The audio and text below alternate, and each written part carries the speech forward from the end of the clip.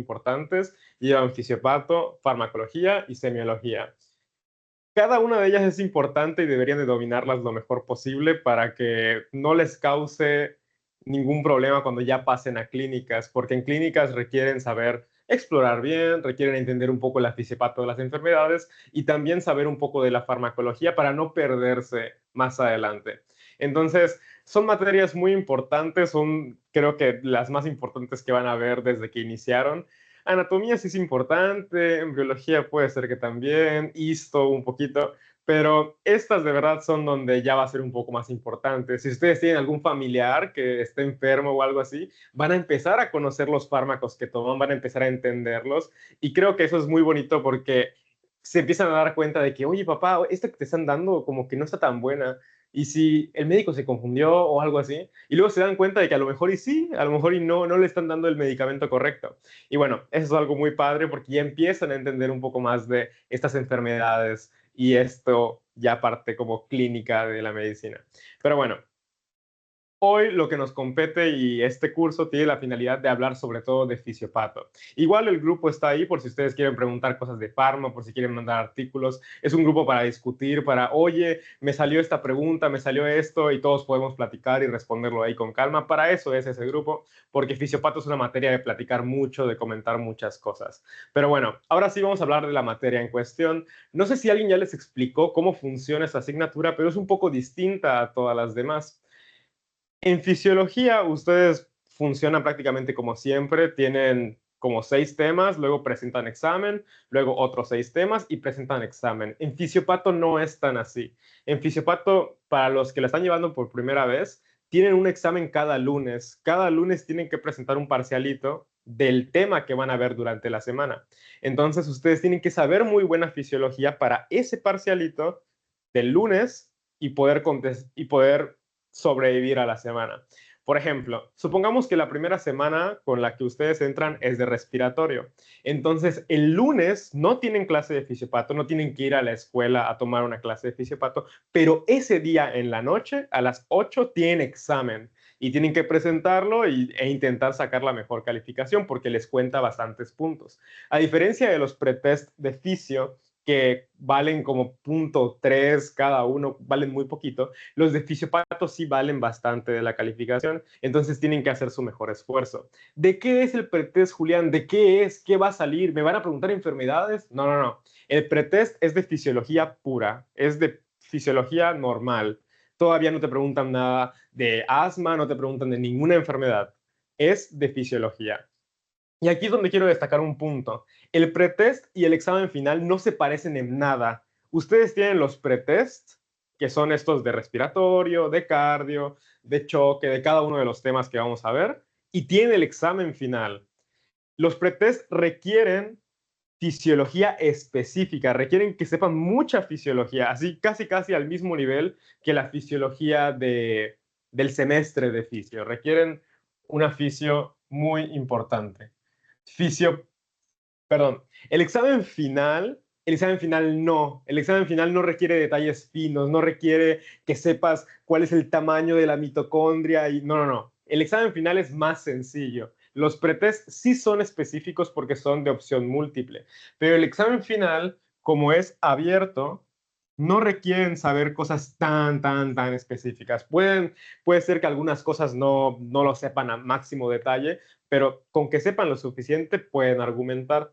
Este le suele dar mucho miedo a los estudiantes en general porque pues es de los pocos exámenes abiertos que tienen, pero en realidad yo creo que es de los mejores exámenes que van a tener en la facultad porque en los exámenes de opción múltiple no sé si se han dado cuenta que a veces como que las opciones están horribles o mal escritas o no se entiende o algo. No sé si alguien comparte esta opinión, pero a mí me pasa mucho que como que estoy leyendo y, ay, brother, no tengo idea de qué es lo que me estás queriendo decir. Y a veces ponen mal las opciones, los ponen con puntos, o sea, así de que, o ponen la respuesta correcta por accidente, no sé, pero suelen pasar cosas muy raras con los exámenes así. En cambio, en ese no, en ese examen, como es un examen abierto, tú tienes la posibilidad de responder lo que quieras, de decir lo que quieras, y si tu profe es buena onda con el examen, a lo mejor, y aunque no pongas mucho, te la pone bien. En mi caso, yo cargué con el doctor Pablo, se los recomiendo muchísimo y se pueden cargar con él adelante, es un excelente maestro. Y al menos con nosotros no fue muy rudo a la hora de calificar. En las clases sí, sí tiene una personalidad un poco agresiva, pero a la hora de calificar no fue así, no, o sea, no es como que quería los máximos detalles. Entonces, en ese aspecto, el examen final es más sencillo. ¿Qué les puedo recomendar para este semestre antes de empezar con la clase de hoy? Les recomiendo que estudien muchísimo para el pretest. Estudien mucho la fisiología normal y con eso las enfermedades salen solas. Con eso van a entender cualquier enfermedad aunque no la estudien. ¿Por qué? Porque si ustedes saben muy bien cómo funciona la fisio, ya solamente la fisiopato es un extra, un poquito que le vamos a añadir. Muchas veces yo no leía el tema de fisiopato. Por ejemplo, yo leía la fisio respiratoria completa, me aventaba lo que pudiera del Guyton, lo que pudiera del Costanzo y presentaba mi pretest y perfecto.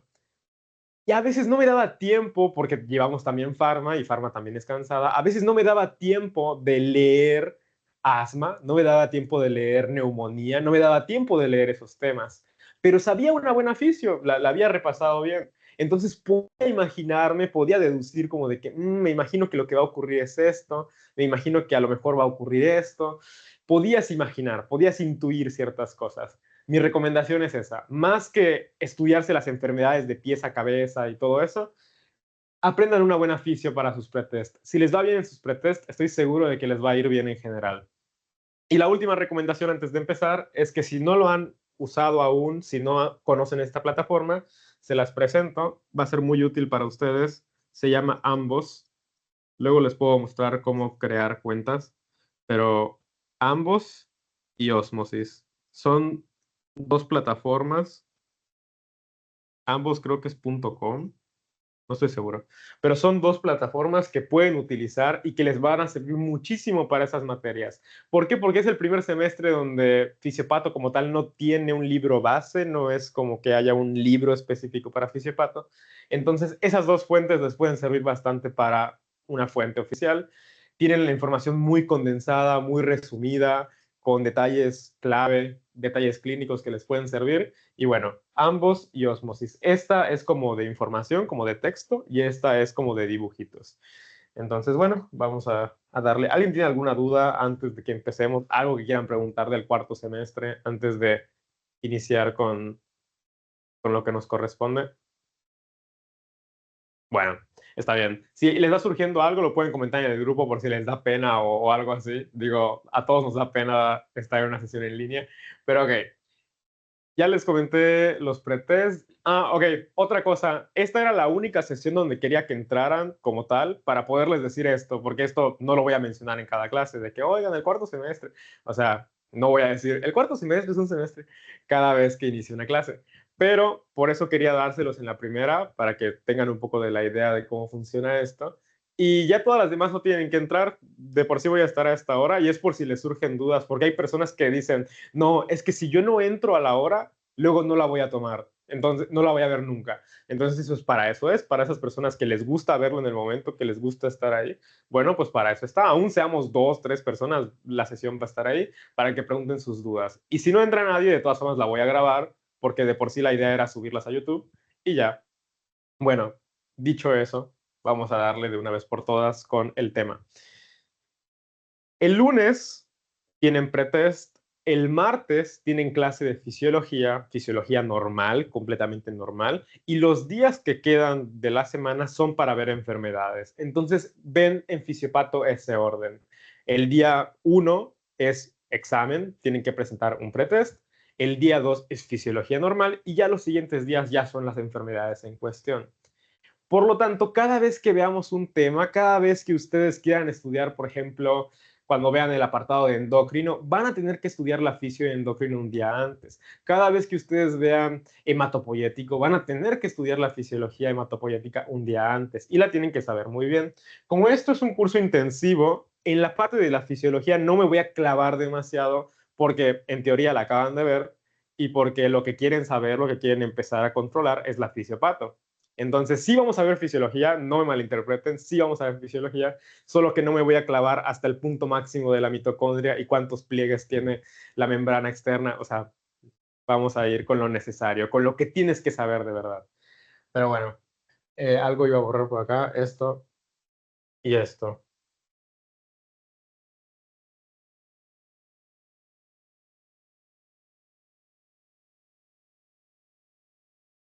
No sé si le doy si le doy a pausar la grabación, se borra una y empieza otra, así que no lo voy a hacer, voy a dejar todo en una. Pero ok, ahora sí, vamos a hablar de la fisiología respiratoria. Si ustedes entran a la planeación didáctica de Fisiopato, van a ver todos los temas que tienen que dominar para sus pretest y para el tema en cuestión, para que ustedes puedan entenderlo. Y eso fue lo que hice aquí, dibujé las cosas que deberíamos de saber para el contexto de la fisiología respiratoria, porque eso es lo que aparece en sus pretest. Pero bueno, hay diferentes apartados. Dice, por ejemplo, mecánica ventilatoria, respiración a nivel celular, relación, ventilación, perfusión. Así, son como que los temas que tienen que saber. Y en este caso, el primero del que les quiero hablar es, ¿para qué nos sirve todo esto? ¿Para qué hacemos la famosa respiración? ¿Cuál es la finalidad? La idea de todo esto es que a nivel celular, y ese es el tema uno que vamos a ver ahorita, que es la respiración a nivel celular.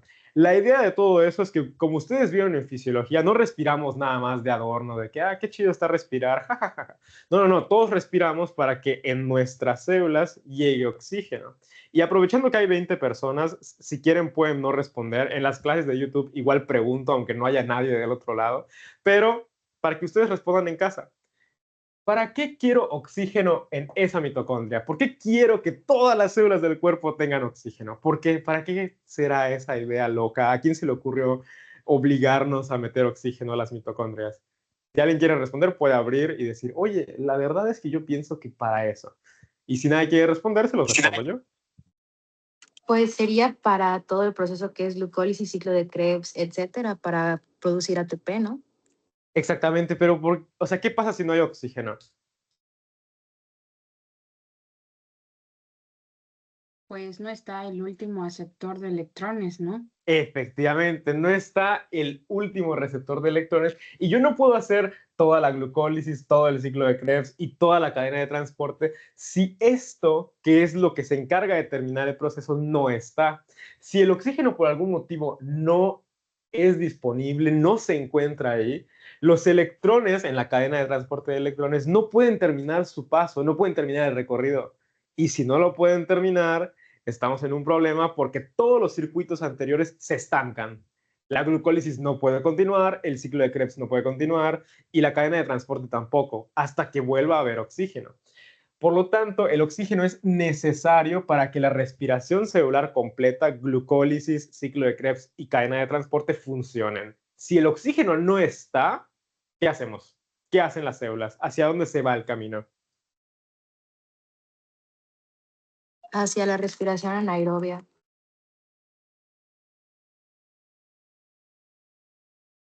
Hacia la respiración anaerobia. ¿Y qué se produce ahí? Ácidos y pues provocan que la célula se acidifique y al mismo tiempo la llevan como a la apoptosis, ¿no? Perfecto, pero ¿qué ácido?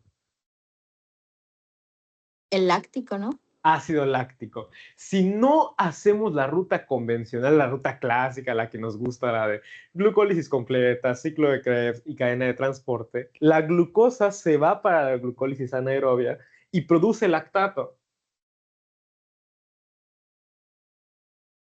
Y efectivamente, el lactato es un ácido que puede dañar a las células de alrededor y no es fisiológico. Sí es normal que en algunas de nuestras células se produzca lactato, es normal en pequeñas cantidades, pero si el lactato lo revisas en una gasometría y tiene un lactato de 5, eso es un problema. Quiere decir que las células no están recibiendo oxígeno de forma adecuada.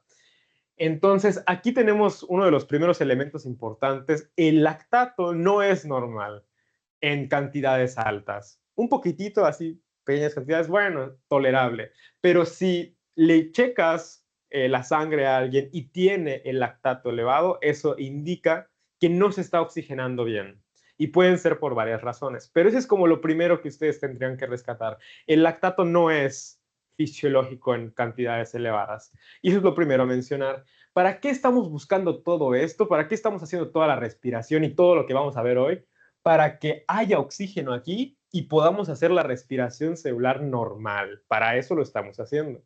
Si por algún motivo el oxígeno no llega, porque no respiras bien, porque tu pulmón está encharcado, porque tienes una tromboembolia pulmonar que no permite que la sangre fluya, por cualquier motivo, si por cualquier motivo no logras oxigenarte bien, tus células van a empezar a producir lactato. ¿Por qué? Porque no puedo hacer la ruta, las rutas se estancan y la glucosa hace glucólisis anaerobia y produce lactato. Espero que hasta ese punto todo bien. La función esencial del sistema respiratorio, ¿cuál es? ¿Qué es lo que nos enseñan en la primaria? ¿Para qué El respiran, chicos? intercambio gaseoso. Ujú. Ajá, ¿y para qué quieres intercambiar gases? ¿Qué quieres meter? ¿Qué quieres sacar? Pues Sangre. dióxido de carbono y pues meter oxígeno. Queremos meter oxígeno, nosotros metemos oxígeno y sacamos dióxido de carbono. Esa es la idea.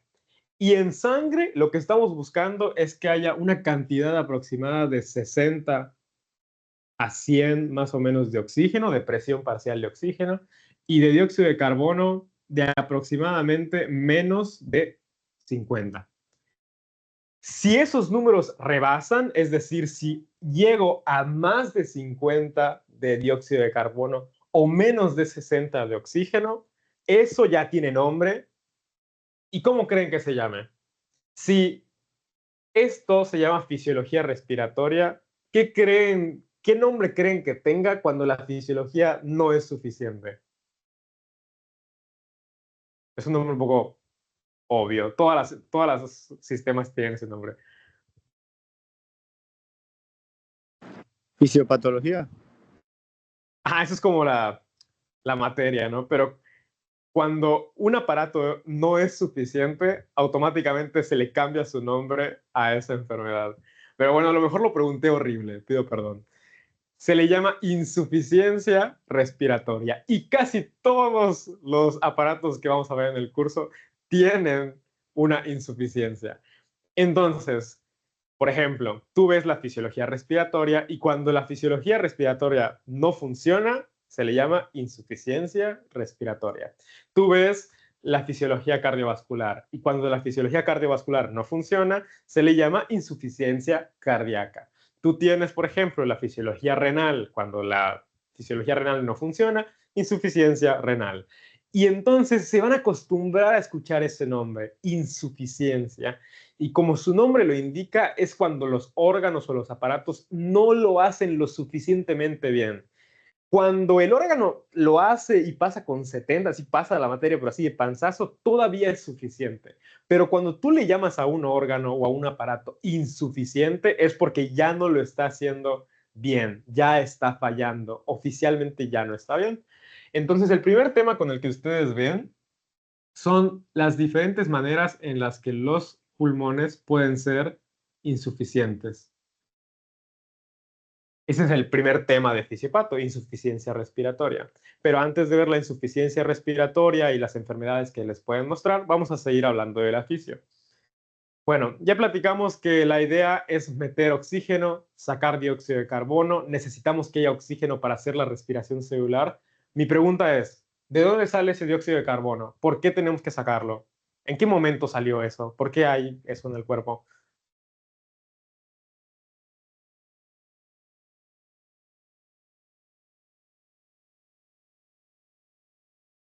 Ok, 5 segundos y si nadie responde, lo responderé yo porque... Justo como desecho del metabolismo, ¿no? Y se saca a través, creo que era o sea, se saca y gracias a la anhidrasa carbónica se convierte en bicarbonato y pues así o sea, se transporta y ya después lo exhalamos. Efectivamente, pero ¿de cuál metabolismo? O sea, tú me dices metabolismo y hay un montón, ¿no? Pero ¿de cuál de todos sale ese dióxido de carbono?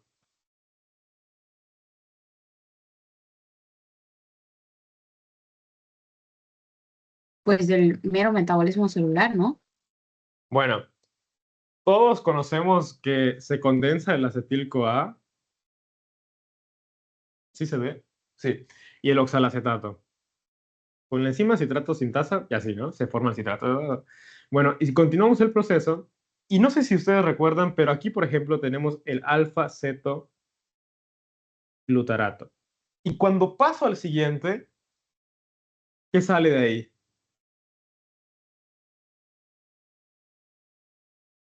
¿El carbón? Un carbono en forma de CO2.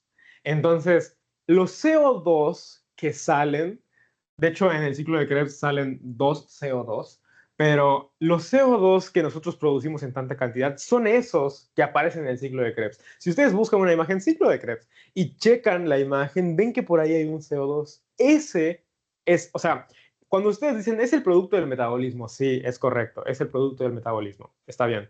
Pero específicamente del ciclo de Krebs es donde se está produciendo ese dióxido de carbono. En la glucólisis, por ejemplo, no se produce dióxido de carbono en ningún momento. En la cadena de transporte de electrones tampoco, pero en el ciclo de Krebs sí. Entonces, esos ciclos de Krebs que están dando vueltas y vueltas y vueltas, producen dióxido de carbono y ese es el que vamos a exhalar. De ahí sale el dióxido de carbono. A mí me causaba muchísimo ruido que en la primaria me dijeran, es que tú metes oxígeno y sacas dióxido de carbono. Y yo como, ¿de dónde salió esa cosa? O sea, ¿de dónde? ¿Por qué? ¿Por qué lo tengo que sacar? Yo no quiero sacarlo. Ustedes quieren sacarlo, yo no quiero sacarlo. Entonces, no sé, no sabía dónde se produce. Pero ese dióxido de carbono es lo que se produce en el ciclo de Krebs. Cuando avanzamos en el ciclo, se sale el dióxido de carbono y eso es lo que vamos a sacar. Pero bueno, ya resolvimos bastantes preguntas. Ya resolvimos cuál es la finalidad de esto, tener tanto de oxígeno, tanto de dióxido de carbono. El oxígeno lo metemos, el dióxido de carbono se produce en el ciclo de Krebs y lo sacamos. Como lo dijo la compañera, no sé cómo se llama, pero tiene una Y y una C, sí lo vi. Y lo dijo perfectamente, se convierte por la anhidrasa carbónica, no sé qué, viaja hasta que lo exhalamos. ¿Cómo te llamas, amiga? Para que no te llame YC. Arlene, ¿Cómo? ¿Abril? Arlene, Arlene. sí. Perfecto, así como lo dijo Arlene, estuvo perfectamente bien respondido. Ya hablamos de esas dos partes. Ahora vamos a hablar de otro tema importante en la fisiología, que es la mecánica respiratoria. ¿Qué es lo que tenemos que hacer mecánicamente? ¿Qué es lo que el cuerpo tiene que hacer para que pueda entrar aire a nuestros pulmones? Y aquí es donde ustedes en fisiología habrán visto la inspiración, la expiración y las propiedades que tienen los pulmones. Todo esto está regulado por el sistema nervioso, que ahorita vamos a platicar de él, con sus centros nerviosos, y vamos a platicar de cuáles son las acciones musculares que tienen que ocurrir. Hay diferentes músculos que participan para que nosotros podamos respirar, pero el mero mero, el protagonista, el que realmente nos importa profundamente, es ¿cuál? El único que tengo dibujado aquí.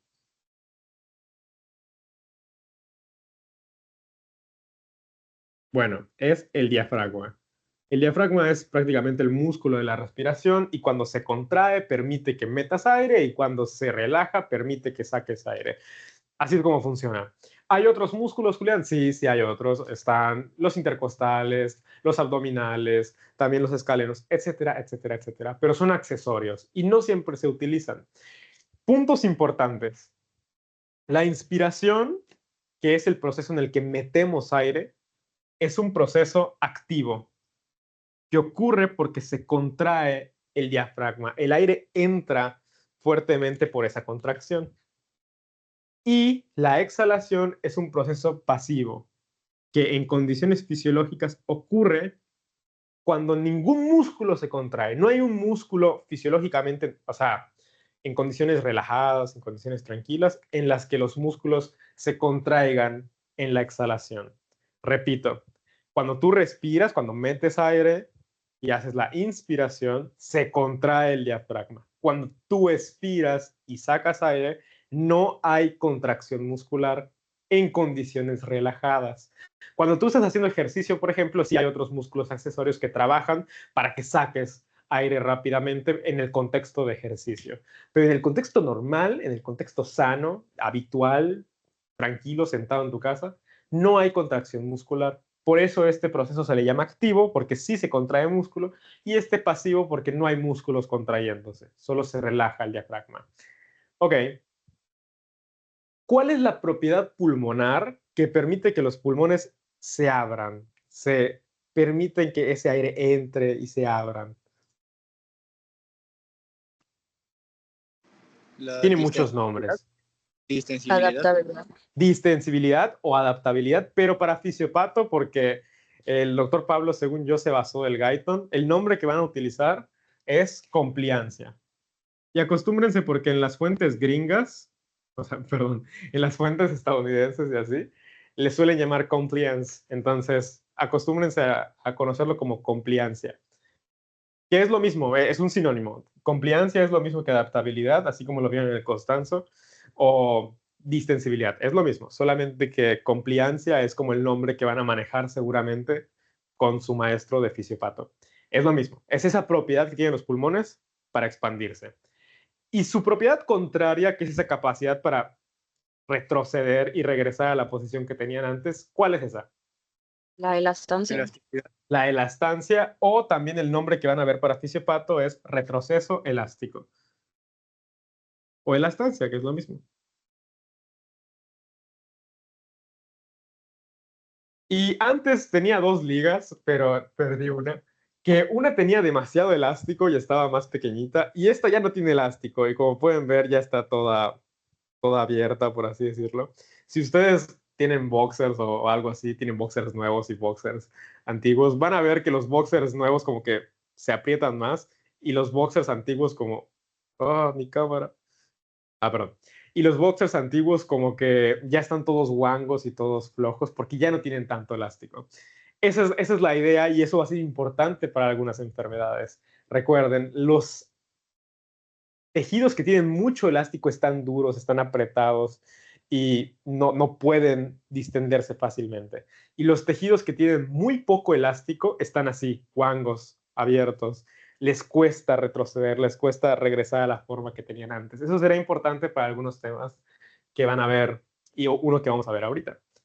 Pero bueno, lo importante de aquí es que ustedes sepan qué es la compliancia, que sepan qué es el retroceso elástico, que sepan cuál es el principal músculo que participa en la inspiración y en la expiración, y que sobre todo sepan por qué entra el aire. ¿Cuál es la acción que hace que el aire logre entrar? ¿Por qué decide entrar a nuestro organismo?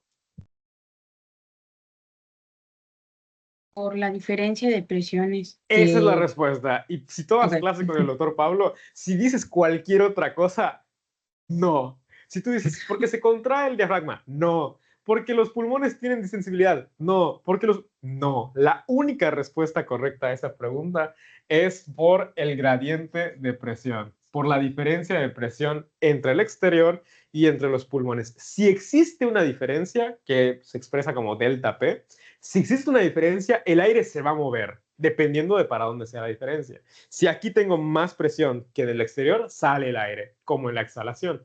Y si aquí tengo menos presión que afuera, entra el aire, como en la inspiración. Esa es la idea, ¿ok?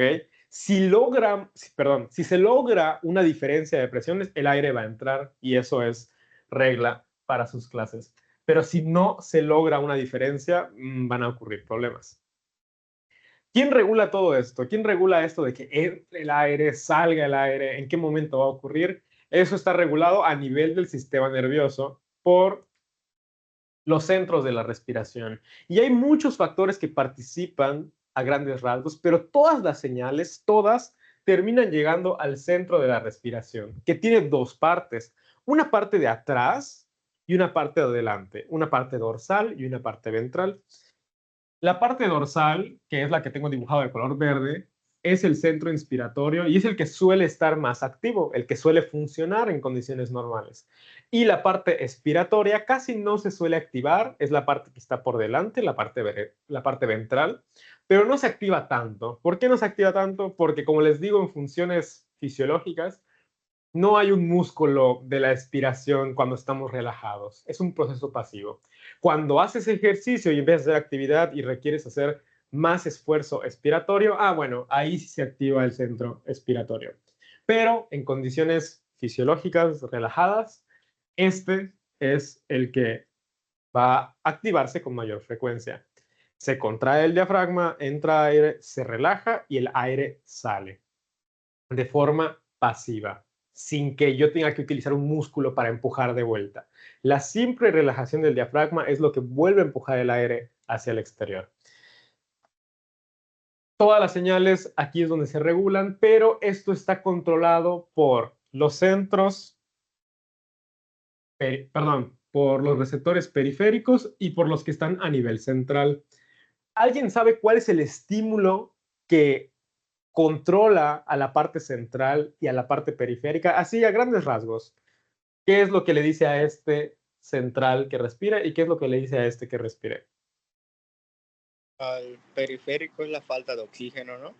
Y al En el central periférico es tener un oxígeno bajo. ¿Y en el otro? es por el CO2, ¿no? Es porque el CO2 se convierte en ácido, se convierte en hidrógeno, y esos hidrógenos ácidos estimulan a los receptores que están en el líquido cefalorraquídeo, y por eso se estimula. Pero bien dicho, de forma práctica, de forma sencilla, CO2 es lo que controla la parte central, y oxígeno es lo que controla los receptores periféricos. Oye, pero yo leí del Costanzo que había muchos más, los receptores articulares, los receptores J, los receptores... Efectivamente, para tu parcialito, para tu pretest, te tienes que saber esos receptores por si te preguntan algo. Pero en el examen final de fisiopato no te van a preguntar por esos. A lo mejor estos sí, pero no te van a preguntar por los receptores específicos. A grandes rasgos, repito, estos son los dos que tienen que saber. Los receptores periféricos, como los que están en los cuerpos carotídeos, por ejemplo, es la falta de oxígeno. Si el oxígeno baja, se activan esos receptores. Y los receptores del sistema nervioso central responden al aumento del dióxido de carbono que se convierte en ácido. Eso es lo que responde. Si aumenta mucho el dióxido de carbono, se activa este centro rápidamente. El centro del sistema nervioso central es más sensible, rápidamente actúa. Los periféricos tienen que bajar bastante el oxígeno para que empiecen a actuar. Pero bueno, dudas con la fisiología que hemos visto hasta el momento, a lo mejor algo que ustedes hayan visto en fisio antes que no les ha quedado claro. Puede ser que ustedes digan, oye, no manches, esta fisiología está bien papa, está bien fácil, o sea, no me está costando nada. La idea es que la fisiología que tienen que saber en el examen no sea difícil, sea práctica. Por eso no los estoy llevando a los rincones más recónditos de la fisio, porque al final en el examen no les piden una fisio así. Pero bueno, ¿dudas por el momento? Bueno, me agrada, me agrada. Si pueden, cuando no tengan dudas, pongan su like para que yo sepa de que, estamos joya, estamos fluyendo. Bien, ya platicamos de los centros de la respiración, de la mecánica de la respiración, las propiedades pulmonares, eso se los preguntan en sus pretest, cuáles son las propiedades que sirven para esto, cuál es la que sirve para lo otro. Ahorita vamos a hablar de algo bastante importante y tengo por aquí un pulmón, eso es lo que sigue. Y ya platicamos que para que el aire entre, se puede contraer el diafragma, los pulmones pueden distenderse, lo que tú quieras, porque el tórax hace movimiento. Ok, para que el aire entre, lo que tiene que ocurrir sí o sí es la diferencia de presión. Conseguimos una diferencia de presión, el aire va a entrar. Listo, fácil, sencillo para toda la familia. ¿Qué otras características hay? Bueno, una vez que el aire entra, ustedes saben que el intercambio ocurre por los alvéolos y por los capilares alveolares que tiene alrededor. Entonces aquí dibujé más o menos, creo que esto lo habrán visto en un dibujo del Constanzo, intenté replicarlo para que se parezca, pero quiero que vean lo siguiente. Primero, tenemos aquí una vía aérea. Esa vía aérea es la que se encarga de llevar el aire hacia los alvéolos. Recordemos que tenemos toda una vía respiratoria y la finalidad es llegar a los alvéolos. Y los alvéolos tienen que tener ciertas propiedades. Propiedad número 1. El alvéolo, los mejores de ellos, son los alvéolos pequeños. Eso va a ser importante para algunas enfermedades que ahorita vamos a ver.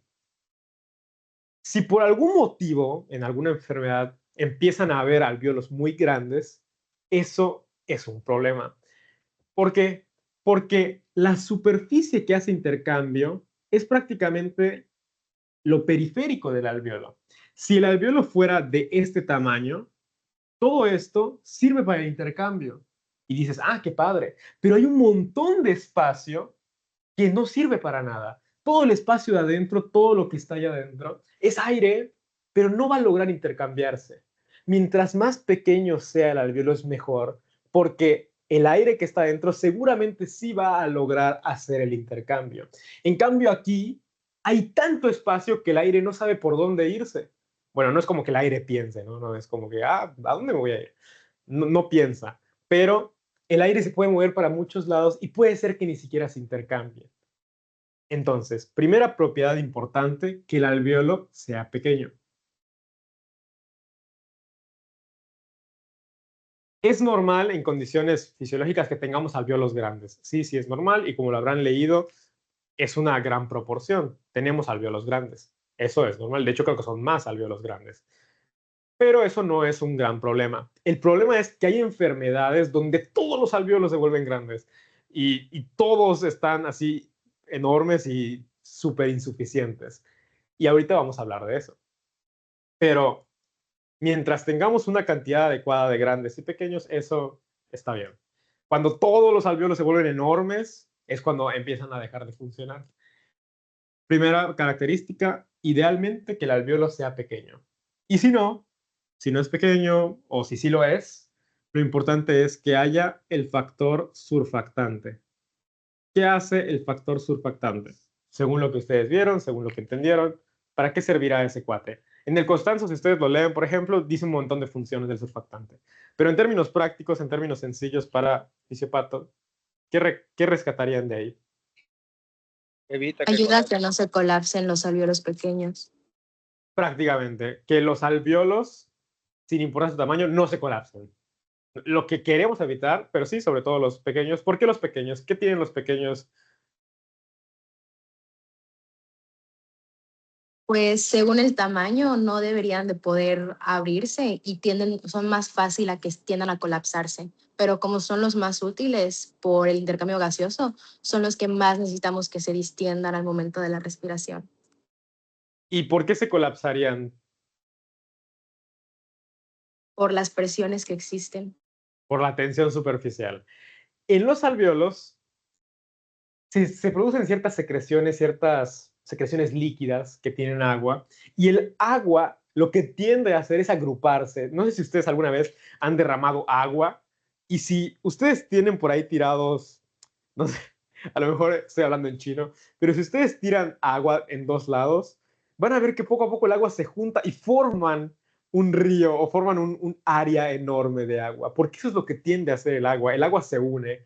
Si tú tienes, como les decía, eh, dos espacios, es que no son espacios. ¿Cómo se llama donde salta Peppa Pig y George? Charcos. Un Si tú tienes charco. dos, gracias, gracias. Si tú tienes dos charcos de agua así separados, poco a poco se van a unir y se va a convertir en un charco enorme, en uno solo grande. Eso es lo que hace el agua. Entonces aquí tenemos ciertas partículas de agua y si las dejáramos ahí, así nomás, esas partículas de agua se unirían y cuando se unan van a hacer que el alvéolo se colapse. ¿Qué es lo que tenemos que hacer? Tenemos que ponerle surfactante, porque el surfactante evita que el agua que está por ahí quiera unirse. A mí me gustaba pensar cuando estudié fisiología que el agua eran como niños, ¿ok? Un poco me alejé, pero el agua eran como niños y los niños se querían juntar. Los niños que están aquí querían juntarse todos, juntémonos. E iban a colapsar el alvéolo. Entonces, ¿qué es lo que hacen los pulmones? ¿Qué es lo que hacen los alvéolos para evitar colapsarse? Producen factor surfactante. A cada niño le dan una paleta y de tal manera, pues están felices con su paleta, están felices, ya no quieren convivir con otros niños, solamente quieren disfrutar de su paleta. Y entonces ya no se quieren unir los niños. ¿Qué es lo que hicimos? Evitamos que se unan, evitamos que el agua se una y se colapse. Entonces le dimos a cada uno una paletita o factor surfactante que evita ese colapso. Y el surfactante es importantísimo. En condiciones donde el surfactante no sea suficiente o no haya, va a hacer que los alvéolos se terminen colapsando. Por lo tanto, ¿qué necesitamos? Así a grandes rasgos, sin meternos en demasiados detalles fisiológicos, que los alvéolos tengamos alvéolos pequeños, que tengamos algunos por ahí, porque son los más funcionales, y que tengamos surfactante, porque el surfactante es lo que va a controlar que no se colapsen. Además de que el surfactante aumenta esa propiedad de distenderse de los pulmones, aumenta la compliancia o adaptabilidad o distensibilidad, como le quieras llamar. Eso es importante. Ya hablamos de que el aire entra, que los alvéolos se tienen que llenar de aire, no tienen que colapsarse. Y una vez que el alvéolo está lleno de aire, tiene que ocurrir la difusión de gases, el intercambio. Los gases que habían en la parte venosa, como es el dióxido de carbono, tiene que salir, pasar toda esta parte y salir. Y el oxígeno que está entrando tiene que entrar a la sangre para luego irse a los tejidos. ¿Qué es lo importante de esto? ¿Qué es lo que tienes que rescatar? Hay muchas propiedades que permiten hacer este intercambio. Por ejemplo, cuánta superficie tenemos para hacer intercambio, cuánto gradiente de presión hay. Por ejemplo, como aquí hay prácticamente 100 de oxígeno y aquí hay una menor cantidad, aproximadamente como 40, 45, dependiendo del individuo, como hay una diferencia, puede entrar mejor carbono, como aquí aproximadamente es como de 46 más o menos en la presión venosa, y aquí es de 0, es una diferencia importante. Hay un gradiente para hacer el intercambio. Recuerden que todos los transportes en fisiología requieren de un gradiente.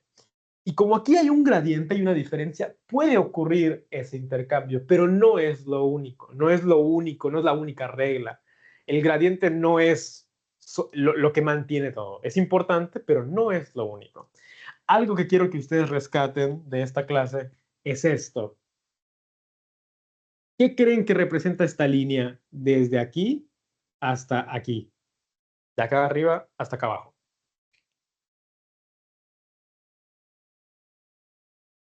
No sé si se entiende. La Los dibujos. membrana que debe de atravesar el oxígeno. Toda la interfase que tienen que cruzar los gases. Tienen que pasar desde acá hasta esta región de aquí. Esa interfaz, esa membrana que tiene que atravesar es importante, porque en algunas enfermedades esa membrana, ese espacio que hay que recorrer aumenta. Y si yo aumento la distancia a recorrer, el camino se hace más largo, eso también es un problema. Las cosas que les estoy diciendo aquí es porque en la fisiopato se van a ver alteradas algunas de ellas y por eso se las estoy mencionando. La interfase, el espacio que hay entre el aire alveolar y la sangre es un espacio importante y ese espacio puede aumentar y puede ser un problema. Entonces, ¿hay ciertos factores que participan en el intercambio? Sí. Uno muy importante que deberíamos recordar es la interfase. Si esa interfase aumenta, ojo, pueden ocurrir cosas. Y por último, la relación BQ o la relación ventilación-perfusión. Nosotros requerimos que nuestros pulmones metan aire, que se ventilen, reciban ese oxígeno cada uno de nuestros alvéolos, pero también necesitamos que esos alvéolos tengan sangre. No me sirve de nada tener muchísimos alvéolos con oxígeno si no reciben sangre y no me sirve tener mucha sangre por todos lados si no hay alvéolos con oxígeno.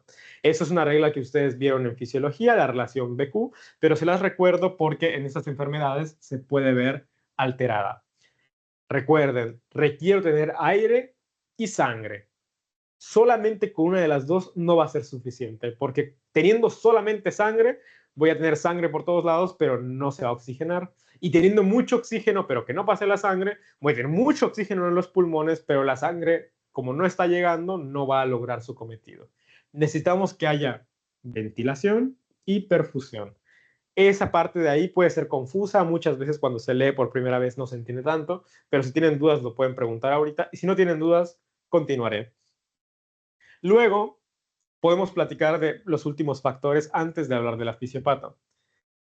Está la curva de la disociación de la hemoglobina, que en realidad para la fisiopato no se las preguntan tanto, no es tan vital conocer la curva de la disociación y todo esto, pero de forma muy sencilla, en nuestro cuerpo, el oxígeno tiene que viajar en la sangre para llegar a todos los tejidos y el dióxido de carbono también tiene que viajar para irse del cuerpo, pero lo hacen de formas distintas. El oxígeno, como pueden ver aquí, esta parte de acá es oxígeno, lo hace de forma libre, que es solamente un pequeño porcentaje, y toda la mayoría de oxígeno viaja unido a la hemoglobina. El dióxido de carbono viaja de otra manera. Una pequeña porción viaja de forma libre, otra pequeña porción viaja unido a hemoglobina. ¿Cómo se llama cuando el dióxido de carbono se une a la hemoglobina? ¿Alguien sabe? ¿Alguien se acuerda de ese término? Oxihemoglobina. ¿Cómo? Desoxihemoglobina. No, eso es cuando se le quita el oxígeno, por eso es desoxi. La carbamino, La hemoglobina. carbaminohemoglobina. A mí me chivea mucho que se llame así porque yo quisiera que se llamara carboxihemoglobina, pero la carboxihemoglobina es otra cosa, es la que tiene monóxido de carbono. Entonces, carbaaminohemoglobina no es lo mismo que carboxihemoglobina. Y se los digo por si algún maestro les quiere jugar chueco y les quiere preguntar en su pretest, carboxihemoglobina no es lo mismo que carbaaminohemoglobina. Pero bueno, eso es más que nada para fisio. Esto de acá, quiero pensar que ya no se los van a preguntar tanto en el examen final. A lo mejor en su pretest, ¿sí? Pero bueno, les decía, dióxido de carbono viaja de tres maneras. De forma libre, unido en la sangre, o sea, flotando en la sangre por ahí. En forma unida a la hemoglobina y se llama carbaminohemoglobina. Y la mayoría de todo ese dióxido de carbono viaja en forma de bicarbonato. El bicarbonato viaja, así como explicó hace rato. Se me olvidó. ¿Cómo te llamabas? Lo quiero recordar al final. Arlene. Arlene, es que sabía que era con A, pero el hecho de que aparezca una Y en pantalla me confunde. Lo siento. Así como mencionó Arlene, tiene bicarbonato, viaja hasta los pulmones y ahí otra vez sale en forma de dióxido de carbono. Estas son las maneras que tiene el dióxido de carbono para moverse y estas son las que tiene el oxígeno, en forma de oxihemoglobina y en forma de oxígeno libre.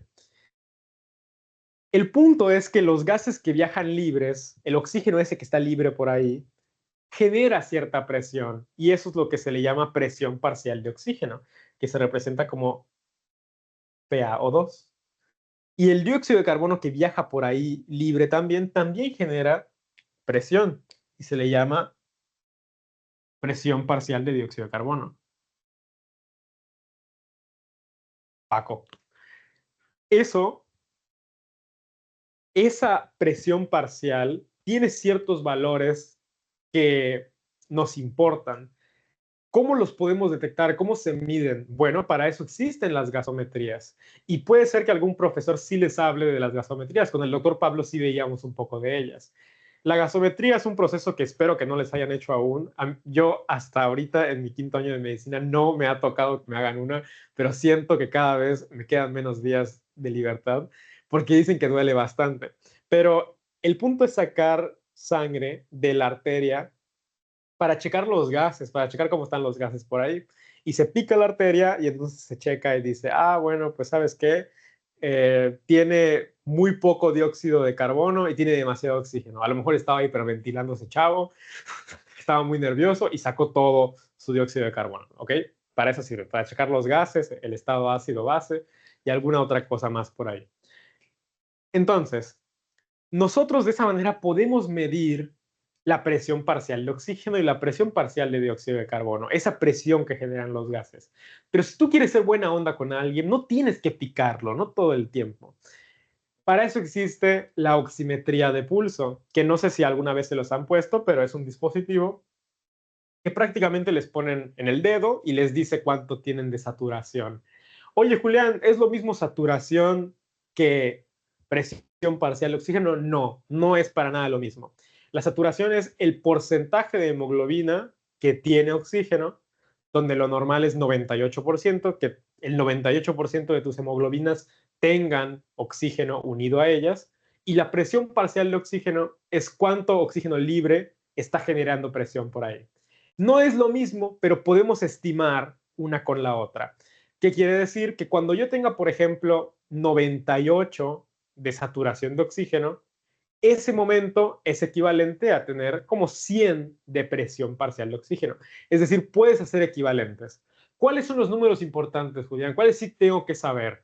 Bueno, los importantes, los cruciales, es 90 de saturación, es lo mismo que 60 de presión parcial de oxígeno. ¿Y por qué eso es importante? ¿Por qué creen que esa cantidad sea importante a recordar? 90 de saturación es el punto de esta gráfica donde es 60 de presión parcial. ¿Por qué? Alguien que recuerde un mecanismo por ahí, no sé. O vean la gráfica igual.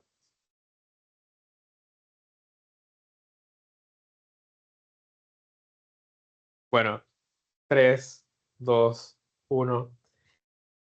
Esto está padrísimo, porque, primer punto, debajo del 60 de presión parcial de oxígeno o debajo del 90 de saturación, vean cómo baja la gráfica, vean cómo rápidamente empieza a bajar la gráfica, así, ¡pum!, en picada. Hasta este punto, todo lo que estaba arriba, bueno, es más o menos lo mismo, es un poquito más, un poquito menos, pero en este punto la gráfica baja en picada, es una pendiente así, ¡boom!, y se va para abajo.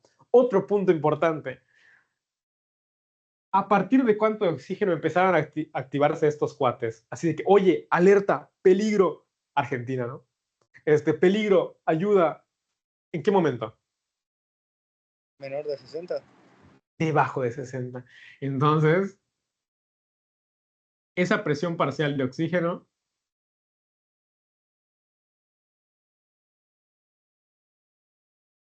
es importante recordar. 60 y 90 de saturación. También tenemos por ahí 95, que es más o menos 80, que también es importante porque a partir de 95 de saturación ya te dice, oye, ten cuidado con este brother, puede ser que se ponga mal, tenlo en cuenta. Ya cuando baja a 90, ya, oye, ¿sabes qué? Estamos en peligro, significa peligro. Entonces esos son los números que deben recordar. El más importante de todos, 90, es lo mismo que 60, ¿ok? Y ese es el número como peligroso, donde don Ramón diría, significa peligro, ese es el número. Pero bueno, ¿para qué nos sirve esa parte de la curva de la disociación de la hemoglobina? Más que nada para eso, para poder hacer equivalentes con la saturación y con esta otra parte de la presión parcial de oxígeno. Algo más les iba a mencionar acá. La parte esa de que si se mueve a la derecha o si se mueve a la izquierda, se lo suelen preguntar en su pretest como verdadero o falso o algo así. Hay ciertos momentos donde la curva se va hacia este lado y hay momentos donde la curva se va para este lado. ¿Qué quiere decir eso? Si la curva se va para este lado, quiere decir que el oxígeno se pega con más fuerza, con más afinidad a las hemoglobinas. Se pega con tanta fuerza que a veces puede ser que no se suelte tan fácil. Y hay ciertos contextos que pueden hacer eso, como el aumento del pH o la alcalosis, la disminución del dióxido de carbono, la disminución de la temperatura, etcétera, etcétera. Y hay ciertos contextos que pueden hacer que aumente eso para contexto de enfermedades, que prácticamente es las tres que suelen ver es neumonía, asma y enfisema, no es tan importante, pero para su pretest sí se los pueden preguntar, así como responde, ¿cuál de los siguientes, marca los siguientes factores que pueden hacer que la curva de hemoglobina se disocie hacia la derecha? Y te ponen temperatura elevada, disminución del CO2, aumento del pH. Y así te pueden poner varias y tú tienes que seleccionar. Prácticamente, si aumenta la temperatura, si aumenta el dióxido de carbono, si disminuye el pH y si aumenta el 2,3-bifosfoglicerato, que son las que están en el Constanzo, si ocurre todo eso, aumenta, se va hacia la derecha y disminuye, y aumenta, perdón, y disminuye la afinidad. Prácticamente esas son las que tendrían que recordar porque se los pueden preguntar en su pretest y créanme, quieren sacar la mayor cantidad de puntos en esos pretest. Pero bueno, dudas con lo que hemos dicho hasta ahora. Prácticamente ya estamos hablando de toda la... Dime, cielo. Cuando tienes un 60-90, ¿ya se le dice insuficiencia respiratoria o es Sí. cuando baja de eso? Ah, bueno, todavía en el 60 Ujú. está limítrofe. Se dice que tiene hipoxemia, o sea, que tiene oxígeno bajo en sangre. Pero Ah, en el ok. momento en el que baja de 60, ya se le llama insuficiencia respiratoria. Si está arriba de 60, o sea, entre 80 y 60, se le llama oxígeno bajo. Ah, tiene hipoxemia. Pero ya cuando baja aún más, ya es, ahora sí, lo bautizas como insuficiencia respiratoria. Y lo Gracias. mismo con el CO2. Cuando tienes una cantidad de CO2 elevada, entre 40 y 50 por ahí, se le llama hipercapnia, o sea, tienes mucho CO2. Pero ya cuando sube arriba de 50, ya se le llama insuficiencia respiratoria. Insuficiencia respiratoria puede ser o tener muy poco oxígeno, o tener mucho dióxido de carbono, o tener las dos. O sea, las dos mal. Cuando tienes poco oxígeno, se le llama insuficiencia respiratoria tipo 1, y cuando tienes mucho CO2, insuficiencia respiratoria tipo 2. Es muy fácil porque el CO2 tiene un 2, entonces no es muy difícil de perderse ahí. Pero bueno, ¿otra duda? Dime, Axel. Sí, tenía una duda acerca de en un compuesto que, si no mal recuerdo, se llama 2,3-BPG, algo así. Ajá, bifosfoglicerato. Sí, ese. También es relevante para, pues, en la curva, ¿no? Recuerdo que Ajá, sí, sí, que sí. moviera a la derecha, si no estoy mal. Sí, sí, aumenta, sí, porque es reflejo de que aumenta el metabolismo. Pero, ajá, eso más que para las fisiopatos, porque ahorita, por ejemplo, ahorita que hablemos de fisiopato como tal, casi no les voy a decir eso en realidad, pero en su pretest puede ser que sí se lo preguntan. Entonces, como que en el pretest preguntan cosas más específicas por ahí. Pero sí, sí es importante. Puede ser que te lo pongan en tu pretest. Y sobre el cortocircuito y el espacio muerto, eso sí podría ser relevante hacer que Sí, era lo que les decía de la ventilación-perfusión. O sea, si tú tienes mucha ventilación, pero no tienes nada de perfusión, eso no sirve. Y lo mismo, si tienes mucha perfusión, pero no tienes buena ventilación, es decir, no le está llegando aire a los pulmones, también es un problema. Y esos términos de cortocircuito o shunt y espacio muerto sí son importantes a conocer. Pero, nuevamente, más que nada para tus pretest. Para tus pretest te pueden poner una preguntita así como, oye, si hay una ventilación de 0 y una perfusión de tanto, ¿cómo se le considera esa área? Y te pueden poner espacio muerto fisiológico, espacio donde B es menor que Q, espacio donde...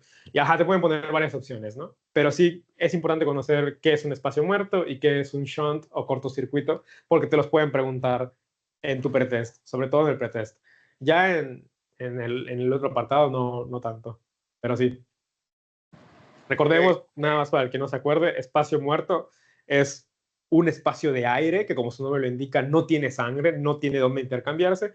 Entonces se le llama espacio de aire muerto porque no se está intercambiando. Y cortocircuito es un espacio de sangre, o es un vaso sanguíneo que fluye, que va completamente, pero no tiene aire. Entonces se dice que pasa por todo el circuito o se lo salta sin pasar por aire y se le llama cortocircuito, porque no lo hace entero, simplemente pasa de un lado a otro sin intercambiar. Cortocircuito, espacio muerto, son términos que les pueden preguntar. Para eso era la idea de tener las sesiones así, por si justo surgen preguntas de ese estilo. Pero bueno, otra duda, otra pregunta. Bueno, nos vamos ahora con los volúmenes respiratorios. Yo sé que en fisiología les enseñan los volúmenes y las capacidades y que, oye, si tú sumas el volumen de reserva inspiratorio y sumas el volumen corriente, obtienes la capacidad inspiratoria, pero si sumas este y sumas el otro. Yo sé, pero en realidad los que más tienen que dominar, entender, son los volúmenes normalitos, porque eso se los preguntan en el pretest y en el examen. Tienen ustedes el volumen corriente, que prácticamente es lo que entra y lo que sale de sus pulmones de forma constante. Todo lo que esté para arriba de la gráfica, todo lo que esté subiendo, significa que es aire entrando. Y todo lo que baje significa que es aire saliendo. Por lo tanto, todo esto que está subiendo y bajando en ondas pequeñitas es volumen corriente. Meto aire, saco aire, meto aire, saco aire. Es común que sus maestros le llamen volumen tidal, porque en el Guyton, según yo, así se le llama. Entonces acostúmbrense a que el volumen tidal es lo mismo que el volumen corriente. Entonces entra el aire, sale el aire, entra el aire, sale el aire.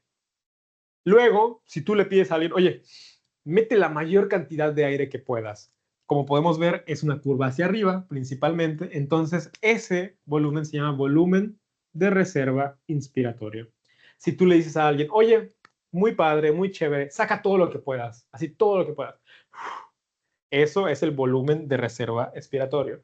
Y como pueden ver, es una curva que va principalmente hacia abajo. Entonces, esto es sacar aire. Y cuando tú sacas todo el aire que puedes, dentro de tus pulmones se queda una pequeña cantidad de aire. Esa cantidad es una cantidad que no puedes sacar porque tus pulmones no se colapsan. Entonces, ese aire que se queda dentro de tus pulmones se le llama volumen residual. Y esos son los 4 volúmenes que seguramente vieron en fisiología, pero que necesito que recuerden porque va a ser importante para algunas enfermedades. Volumen corriente, volumen tidal es lo que metes y lo que sacas en forma normal. Volumen de reserva inspiratorio es la cantidad de aire que puedes meter. Volumen de reserva expiratorio, la cantidad de aire que puedes sacar. Y volumen residual es lo que se queda en tus pulmones cuando ya sacaste todo, en teoría. Pero como decíamos, no puedes sacar todo, entonces sobra una pequeña cantidad ahí. ¿Dudas con la fisiología? Estos son la fisiología que les piden en sus enfermedades. Ok. Para los que tomen clase con el doctor Pablo, que prácticamente ustedes tienen que hacer unas pequeñas diapositivas y él da la clase, ¿qué es lo que les pide? Cada uno de ustedes va a hacer una parte, uno va a hablar de esta parte de aquí, de la fisiología celular, otro va a hablar de la mecánica respiratoria, otro va a hablar de los centros del sistema nervioso y periféricos, otro va a hablar del surfactante, otro, y así. Y en las siguientes clases, los mismos, por ejemplo, si a ti te tocó hablar del surfactante, vas a tener que hablar del surfactante, por ejemplo, en neumonía. ¿Qué ocurre con el surfactante en neumonía? Y tú vas a decir, en esta enfermedad la verdad es que sí se ve afectado por esto y por esto, pero puede ser que en la siguiente, en asma, no se vea afectado y digas, en asma en realidad el problema no es tanto, así que no tengo nada para decir. Y te sientas y literalmente te dice que está bien, porque es correcto, en asma no se ve afectado. No todos los maestros lo ven así, algunos no lo ven de esa manera, pero el ejercicio del doctor Pablo es bueno porque hace que te des cuenta en qué áreas de la fisiología áreas, ¿no? Entonces yo creo que es un buen ejercicio, yo creo que sirve, pero eso nada más se los digo para los que carguen con él, para que tengan idea de cómo es la dinámica. En mis clases no vamos a hacer eso porque nadie está exponiendo nada, entonces no va a ser así. Pero bueno, clave. ¿Cómo voy a entender las enfermedades? ¿Qué voy a hacer? Ahora sí, todos los que esperaron y los que no se han ido a algún lado, este es el momento crucial de la clase. ¿Qué voy a hacer con las enfermedades? La clave de cada enfermedad es, va a sonar bobísimo, pero es entender de qué trata la enfermedad. Y ustedes dirán, gracias Julián, pues muchas gracias, qué buen consejo. Y yo sé que puede sonar súper obvio, pero antes de querer ver cualquier cosa, de que, oye, esto se va a meter acá y va a haber infiltrado de esta manera, y entonces los pulmones, antes de querer ver tanto detalle, tratemos de entender cuál es el eje de la enfermedad, cuál es, oye, esto es lo que ocurre, este es el problema, esto va a llevar a todo lo demás. Antes de, oye, ¿cómo va a estar el oxígeno? ¿Cómo va a estar el dióxido de carbono? ¿Cómo va a estar el lactato? Antes de irnos a todos los detalles, traten de entender, oye, ¿cuál es mi enfermedad?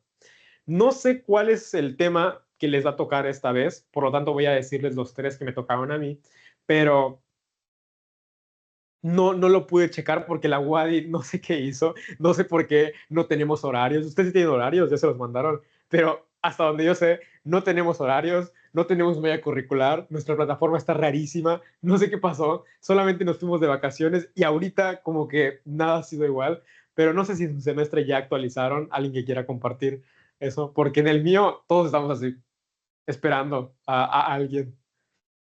En el mío tampoco. Estamos igual, no han sacado nada. Terrible. O sea, de verdad no entiendo por qué hicieron eso. Todo estaba bien y de la nada petó. No hay horarios, no hay malla, no hay nada. Entonces no puedo saber qué temas les van a aplicar.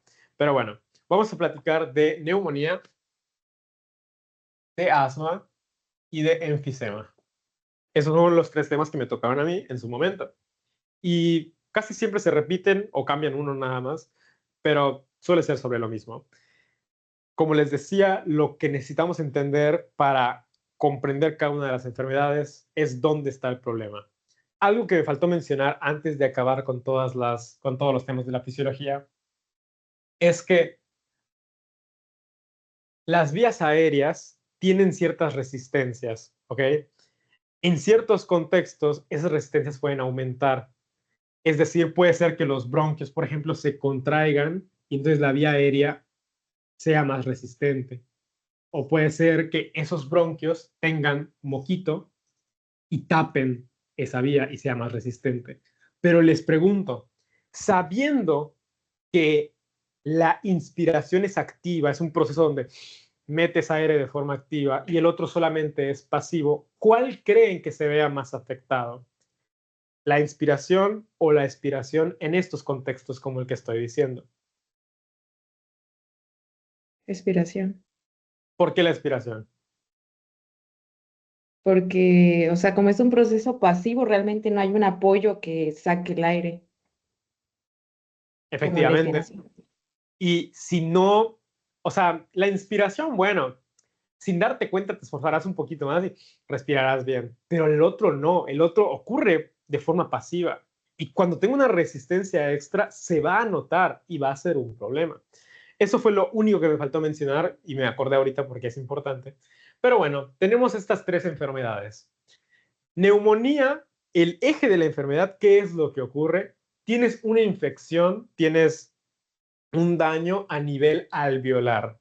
¿Cuál es ese daño? Pues hay alguna bacteria, algo por ahí. ¿Y qué es lo que ocurre inmunológicamente cuando hay una bacteria en algún sitio? ¿Qué pasa? ¿De qué se llena ese sitio? Un edema. Se edematiza, se empieza a filtrar líquido al tercer espacio, empiezan a salir un chorro de proteínas, llegan los neutrófilos rapidísimo, luego los macrófagos, y es un charco ahí de células y de líquido y de un montón de cosas. Ese es el eje de la enfermedad. Y entendiendo eso, vamos a entender muchas cosas. Entonces, neumonía, primer escenario, ¿qué es lo que ocurre? Líquido. Líquido en los alvéolos. Va a haber infiltrado alveolar, va a estar lleno de neutrófilos, de proteínas, de líquido, de agua, de un montón de cosas. Así a simple vista, ustedes así de que, creo que líquido. Así, con lo que ustedes creen, ¿qué creen que eso pueda causar? ¿Qué había dentro de los alvéolos? O bueno, alrededor. Bueno, sí, dentro. Pues el surfactante. Estaba el surfactante. Y si ahora está lleno de líquido, pues como que el surfactante ya no va a estar tan cómodo, ¿no? Eso es por decir una cosa. Entonces, ¿qué es lo que ustedes tienen que hacer ahora? ¿Cuál va a ser la idea? Ok, ya sé que neumonía es tener líquido en los alvéolos, ya lo sé. A partir de eso, voy a empezar a imaginarme. ¿Qué va a ocurrir con esto? ¿Qué va a ocurrir con esto? ¿Qué va a ocurrir con las resistencias? Tienen que empezar a imaginar. Oye, ¿será posible que a lo mejor la resistencia se vea afectada? O a lo mejor no. Hay líquido en los alvéolos. Oye, pues yo pienso que no hay una relación entre el líquido en los alvéolos y las resistencias. Entonces, las resistencias no tienen mucha participación aquí. Oye, el surfactante sí estaba dentro. ¿El surfactante tendrá algún problema? Ah, ese sí, porque estaba justo en esa región. Se va a haber disminuido y los problemas que eso traiga. Entonces, bueno, así es más o menos el ejercicio. Neumonía, ahorita platicamos de ella, pero el problema central es líquido en los alvéolos. Primero. Luego tenemos asma.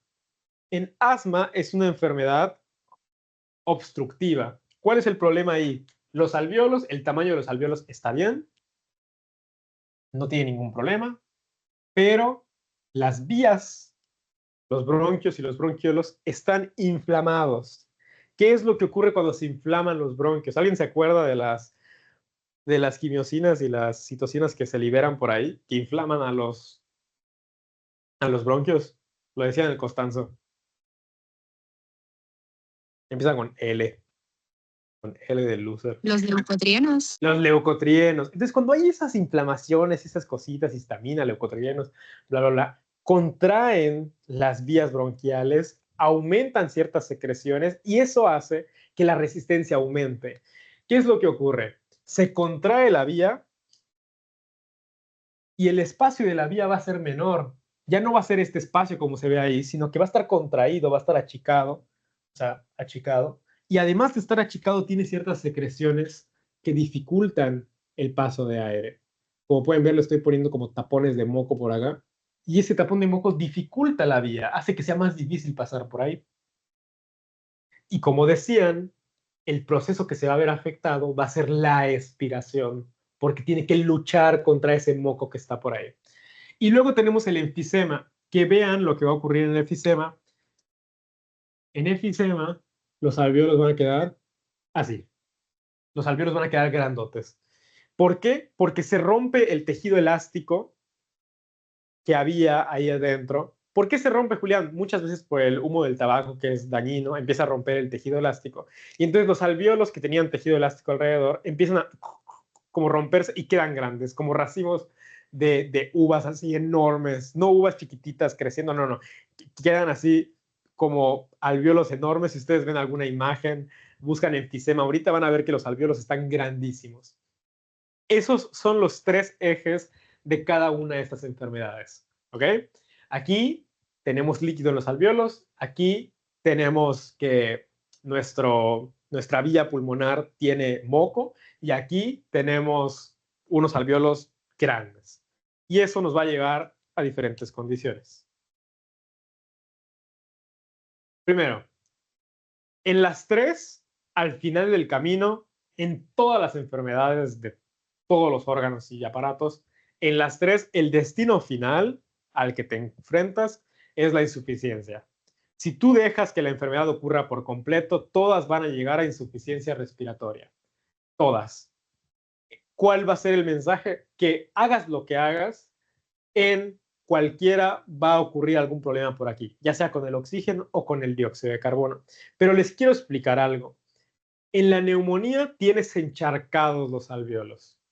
Lo que te cuesta, no sé si recuerdan que lo dije muy breve, pero además de evitar que se colapsen los alvéolos, ¿qué más hacía el surfactante? Lo dije así muy rápido, pero sí que no sé si se acuerdan. Aumentaba la compliancia. Aumentaba la compliancia. Si tenemos disminuido el surfactante, la compliancia disminuye. Y si disminuye la compliancia, ¿qué significa eso en términos de fútbol? El alvéolo no se distiende. Que el alvéolo no se distiende. ¿Qué significa eso, Julián? Que a los pulmones que tienen neumonía les cuesta abrirse. Oye, no estoy entendiendo, ¿puedes decirlo de otra manera? Sí. En las enfermedades donde la compliancia disminuye, lo que nos cuesta es meter aire. Lo que nos cuesta es... Eso es lo que nos cuesta, inspirar. Lo que se ve afectado es introducir aire. Y en las enfermedades donde se ve afectado otras partes, donde se ve afectada la elasticidad o retroceso elástico, lo que cuesta es sacar ese aire. Así se dividen las enfermedades en respiratorio. En enfermedades restrictivas, que restringen la entrada de aire, como lo es neumonía, y en enfermedades como estas de acá, que son obstructivas, que impiden la salida. Obstructiva es, oye, me cuesta exhalar. Restrictiva es, oye, me cuesta inhalar, me cuesta meter aire. Así es como se dividen las enfermedades. Como en neumonía el surfactante jugaba un factor para que pueda distenderse el alvéolo, ahora ya no está ese factor. Ya no hay en tanta cantidad. Va a costar que ese pulmón se distienda. Por lo tanto, la compliancia va a estar disminuida y eso va a dificultar la inspiración. En las otras enfermedades tenemos ciertos escenarios que dificultan que mi aire salga. Entonces, ya les platiqué que aquí lo que se va a ver complicado va a ser inspirar. Ya luego sacar aire, pues no es tanto problema porque las vías están bien, aunque haya un poco de líquido ahí, pues que salga el aire no es un problema. Es difícil que entre, pero que salga no tanto. Entonces les pregunto, ¿cuál de estos dos, el rojo o el verde, cuál de esos dos se va a ver afectado? El En rojo. la restrictiva, el rojo. En la restrictiva se va a ver afectado el rojo y se va a ver así, miren. Se va a ver justo así. ¿Por qué? Porque lo que le cuesta a esta persona es meter aire. Quiere meter y no puede más. Oye, pero mete de verdad. Ya no puedo meter más. Eso es todo. ¿Por qué? Porque el volumen que podía inspirar ahora se ve impedido por el agua que hay en los alvéolos. Entonces, así es como se va a ver. Y esto es pregunta de examen. De hecho, a nosotros nos lo preguntaron en asma. ¿Cómo se va a ver afectado el volumen tal en asma? Y tenías que poner volumen de reserva inspiratorio normal, volumen tidal ligeramente disminuido, volumen no sé qué tal. En las enfermedades en general respiratorias, el volumen tidal o corriente disminuye un poquito. O sea, al estar enfermo respiratorio, disminuye ligeramente. Pero eso no es lo importante. Lo importante es que si la enfermedad es restrictiva, el reserva respiratorio es el que se ve muy disminuido. Pero si la enfermedad es obstructiva y me cuesta sacar aire, ¿cuál creen que esté disminuido? El de reserva expiratorio. Exactamente, y vean cómo va a quedar. Va a quedar más o menos así. ¿Por qué? Porque le costó sacar aire. Pero ¿qué pasa si me cuesta sacar aire? ¿Qué aumenta? El volumen residual, El ¿no? volumen residual, y eso también es pregunta de examen. De hecho, en asma te preguntaban por esos dos. ¿Cómo va a estar el volumen? Recuerdo en mi examen. ¿Cómo va a estar el volumen de reserva expiratorio y el volumen residual en una paciente femenina de 50 y tantos años que tiene asma? Entonces, ustedes tienen que recordar que, oye, si no puedo sacar aire, por lo tanto, mi volumen de reserva respiratorio va a disminuir, no puedo sacar tanto aire y el volumen residual aumenta. ¿Por qué? Porque queda más aire dentro de los pulmones. Y así son ciertas cosas que les van a ir preguntando dependiendo del contexto. Ok, vamos a hablar entonces de neumonía a grandes rasgos. Neumonía líquido en los alvéolos. ¿Qué va a ocurrir? La compliancia disminuye. Eso ya lo platicamos. ¿Por qué disminuye? Porque el surfactante está encharcado. No hay surfactante. Bueno, va. Ah, ¿alguien quiere preguntar algo? Perdón, no vi. Sí, disculpe. Solo quería preguntar si la fibrosis entraría en la categoría de enfermedad obstructiva. La fibrosis. Sí, la fibrosis pulmonar. La fibrosis es tener un exceso de elástico, tener un exceso de tejido elástico. Es decir, tus pulmones no es que les cueste, no es que estén muy abiertos, sino que al contrario están muy cerrados. ¿Cuál crees que sea esa? Ok, entonces sería restrictiva. Sería restrictivo. La fibrosis, tienes tanto tejido elástico que casi no se mueven, casi no se abren los pulmones. La fibrosis es un escenario al revés, es restrictiva. Ok, De hecho, no sé si Y lo ven, a veces les ponen fibrosis. A ver, dime, cielo. algo así había visto que pasaba con el hígado, pero tiene que ver, por ejemplo, en la fibrosis que se impida el paso, pero de la sangre. Sí, porque la Sí. fibrosis, en donde sea que esté, disminuye el Ajá. flujo, es una resistencia Ah, extra. Para los pulmones es una resistencia extra para el aire, ujú. pero en este caso es tanta resistencia que impide meter, porque está durísimo el pulmón. Y en el hígado ocurre lo mismo con la hipertensión portal, que luego Ah, veremos sí, más adelante.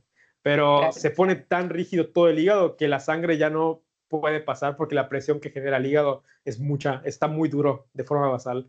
Entonces la sangre ya no fluye tan padre. Pero sí, fibrosis como regla es duro. O sea, es que algo se pone así trabadito. O sea, es algo que se pone así denso. Entonces, eso es como una regla por ahí. En cualquier órgano. O sea, no solo en hígado, no solo en pulmón. Lo van a ver en otros órganos también.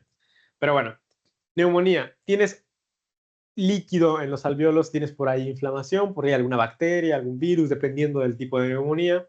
Luego, eso que afecta principalmente la compliancia, porque esta enfermedad es restrictiva, impide que el aire entre.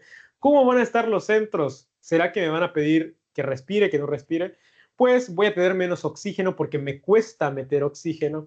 El dióxido de carbono en esta enfermedad no se ve tan afectado porque en las enfermedades restrictivas suele afectarse la entrada de oxígeno y en las obstructivas lo que suele afectarse es la salida de dióxido de carbono.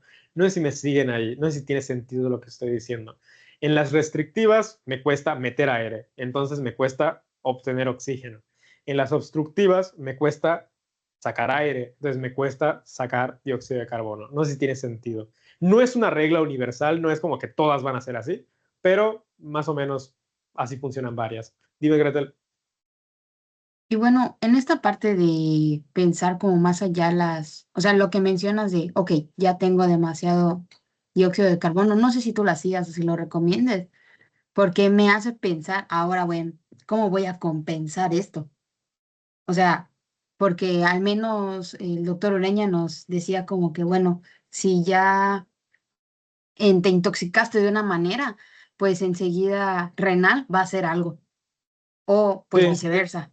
Entonces, no sé si tú lo hacías, si es recomendable sí. para este nivel de no Sí, empezar a pero yo les revolvernos o no sé. recomendaría a todos que esos pensamientos que tienen, traten de corroborarlos con ChatGPT o con alguna inteligencia artificial para que no se vayan. O sea, yo cuando estaba yendo a fisiopato todavía no lo usaba como para confirmar mis teorías, pero yo sí se los recomendaría para saber si estoy yendo por el camino correcto. Porque puede ser que tú te pongas a pensar cosas y a lo mejor lo que estás pensando está todo mal.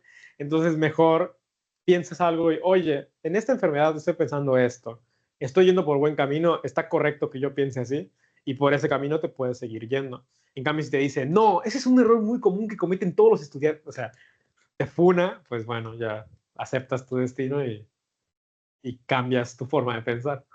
Pero sí está bien. Entonces les decía, en las restricciones, dime Gretel. Ah, creo que era mano. Ok.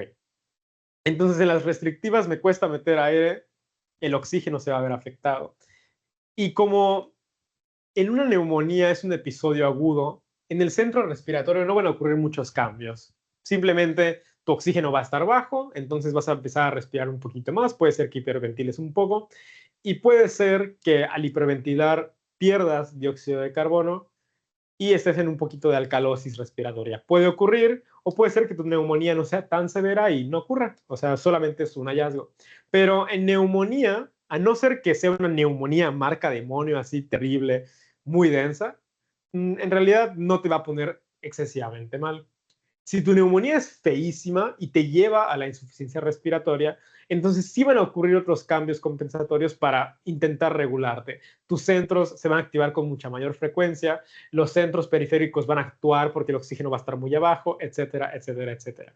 Pero bueno, si no fuera una neumonía tan grave, los centros respiratorios actúan casi, casi con normalidad y estos periféricos a lo mejor ni se estimulan. Puede ser que no llegues a estar tan grave debajo de 60. Pero vamos con estos temas de aquí. Resistencias pulmonares. ¿Las resistencias pulmonares creen que se vean afectadas? ¿Creen que eso sea un problema en neumonía? ¿Ustedes qué dicen? ¿Qué piensan? ¿Será que me va a costar sacar aire por ahí? No, creo que no. Sí, en esas las resistencias pulmonares están normales. No hay nada que decir. ¿El gradiente de presión cómo creen que esté? ¿Creen que esté normal como absolutamente siempre? ¿O habrá algún problema por ahí? Pues me imagino que al tener el líquido obstruyendo una parte, el gradiente de presión se va a ver modificado. Efectivamente.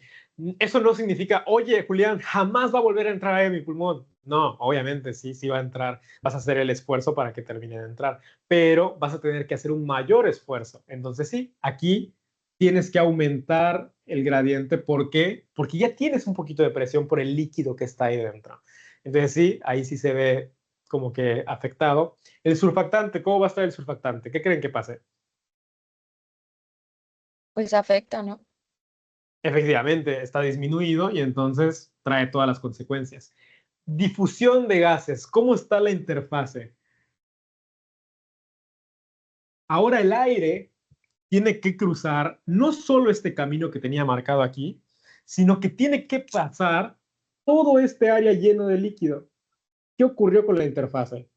¿Qué ocurrió con el Aumentó. espacio? Aumentó la interfase que tenemos que cruzar, ya no solo es desde aquí, sino que ahora hasta esta parte de aquí arriba. La interfase ahora es más grande. Es todo esto. Bueno, me exageré. Es todo eso de ahí. La interfase aumenta. Entonces sí, la difusión de gases también se ve afectada. Ahora, en este problema, ¿qué creen que se ve afectado? ¿La ventilación o la perfusión? La ventilación. Aquí lo que está afectado principalmente es la ventilación. La perfusión no puede tener mayor problema. No es como que un vaso se haya lastimado o haya sangrado, solamente se ve afectada la ventilación. Pero, insisto, con uno de los dos que se ve afectado, eso ya es un problema. Luego seguimos por acá. La curva, pues da igual, solamente les digo, si baja por debajo de 60, vamos a tener un problema, si no, estamos bien. El oxígeno va a seguir viajando de la misma manera que siempre, eso no va a cambiar. la curva, esta, ¿cuál se iba a ver afectado? ¿El de reserva inspiratorio o el residual o el expiratorio? ¿Cuál? El de reserva inspiratorio. Efectivamente, ese es el que se ve afectado y ya, eso es lo que pueden saber de neumonía. Y dices, ¿así de fácil? Sí, para términos del examen, eso es lo que tienes que saber. Saber qué es lo que ocurre en neumonía, cuál es el fenómeno, que sepas que la inflamación está a nivel de los alvéolos, para que así cualquier cosa que te puedan preguntar en neumonía lo puedas responder. Por ejemplo, que te pregunten, oye, una mujer femenina de 43 años presenta un episodio caracterizado por tos, por fiebre, por dificultad para respirar. Se le hace un diagnóstico de neumonía adquirida en la comunidad. ¿Cómo se encuentra probablemente en esta persona las propiedades de elastancia y de compliancia? Y tendrías que poner, la compliancia en esta paciente, considerando que tiene líquido en los alvéolos, se vería disminuida porque el surfactante no sé qué, mientras que la elastancia se vería ligeramente aumentada por la propiedad reversa, no sé qué. O sea, más o menos de esta manera es como te lo pueden preguntar. No tienes que saber cuál es la frecuencia de neumonía en el país, no tienes que saber cuál es la principal complicación de neumonía, no tienes que saber cuál es el principal agente Bueno, tal vez eso sí, que es neumonía, que es una pregunta así como de hallazgo, pero no te suelen preguntar ese tipo de detalles porque la materia es de entender la fisiología. Te pueden preguntar, oye, ¿cómo se encuentra la interfase del intercambio gaseoso? Y tú, aumentada porque hay infiltración en los alvéolos, no sé qué, dificulta el paso. Es un examen muy bonito de responder, porque tú puedes poner todo lo que quieras y explicarlo, así como lo estaba haciendo mi amiga, cuyo nombre me confunde porque tiene una Y y una C, pero creo que era algo con A. Y era Arlene. Sí, Cositas. Ok, qué bien. Dime, cielo. En el caso del gradiente de presión, que en este caso se ve afectado, sería igual importante saber, por ejemplo, dónde habría más presión, si dentro o fuera del pulmón y así. O sea, sería algo que nos podrían Ah, preguntar igual. lo que se ve en el Constanzo como lo de la caja torácica y eso. Ujú. No tanto. De hecho, yo para mi clase con Pablo me preparé con eso y como que me funó un poco porque como que en sus libros, en su conocimiento, como que esa parte como que no importaba, o sea, como que eso da igual.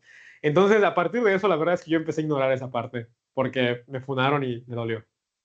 Este, pero sí, como que esa parte no sé por qué, solo el Costanzo la menciona tan así. El Gaito sí la menciona, pero diferente, es raro.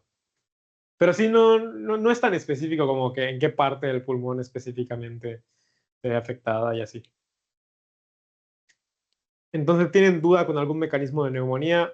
Yo sé que parece como que no vimos nada, pero es que, insisto, no quiero rellenarlos de datos que en realidad no se van a ver. El mensaje de neumonía es muy sencillo. Hay líquido en los alvéolos, hay una dificultad para meter aire y compliancia disminuida. El oxígeno es lo que se ve afectado aquí principalmente. Aquí, ¿qué es lo que va a ocurrir? ¿Qué va a ocurrir con esta vía? Como va a haber poco oxígeno, no va a llegar el oxígeno suficiente, ¿qué es lo que va a pasar? Va a aumentar el lactato en sangre. Eso es una marca de que, oye, hay poco oxígeno. Y todas las alteraciones que vimos por ahí. Eso a mí me costó mucho entenderlo. Me costó mucho entenderlo que en fisiopato, o qué. Creo que la cámara murió. Esperen. No, chicos. Sí, murió. Jaja. Esperen.